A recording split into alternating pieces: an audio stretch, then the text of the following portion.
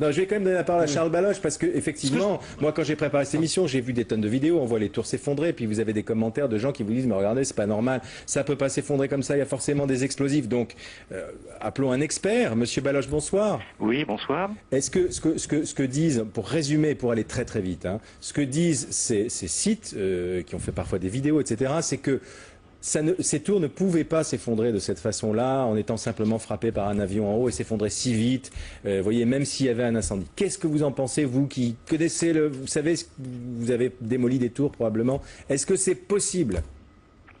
Oui, c'est tout à fait possible. En réalité, l'incendie développé par la combustion du carburant des avions qui a pénétré à l'intérieur des tours est un incendie très sévère. Ce sont des hydrocarbures qui dégagent une très grande quantité d'énergie dans leur combustion, montent en température les éléments d'ossature de la tour et, comme vous le savez, les matériaux de construction ne résistent pas à la chaleur au-delà d'une certaine température.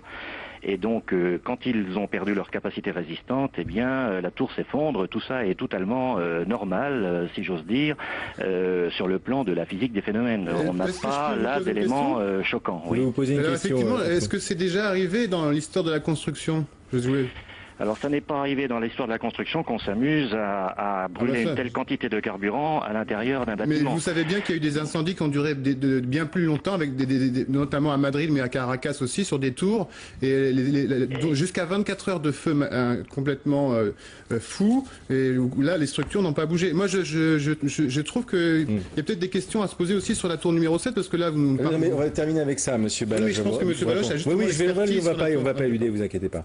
Monsieur Baloche. Oui. Oui, vous parlez de la tour numéro 7? Oui, non, mais d'abord, il vous dit qu'il y a eu d'autres buildings qui ont brûlé pendant longtemps et qui ne se sont pas effondrés. Oui, bien sûr. Bien sûr, le délai de tenue d'une ossature est très variable. Il dépend bien sûr de la quantité d'énergie qui est apportée par l'incendie, et celle-ci est elle-même très variable. Elle dépend beaucoup du carburant, du combustible. Elle dépend aussi beaucoup de la nature des matériaux de structure utilisés et surtout de leur protection au feu.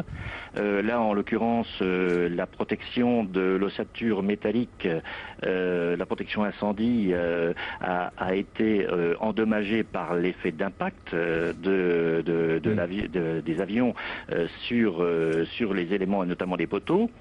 Il est naturel que de l'acier mis à nu, parce qu'il n'est plus protégé du feu, ait une tenue relativement faible. C'est tout à fait logique. Je dirais même que ces tours ont plutôt bien tenu, si j'ose dire, c'est-à-dire qu'elles auraient tout à fait pu s'effondrer plus rapidement si au vu du comportement des matériaux de cette La tour numéro 7, il veut vous poser la question, est-ce que c'est une tour qui n'a pas été frappée par un avion, qui s'est effondrée quand même? Oui, alors là, on a eu beaucoup moins de renseignements sur cette tour numéro 7 qui est évidemment, qui n'a pas focalisé l'attention de la même façon, bien sûr.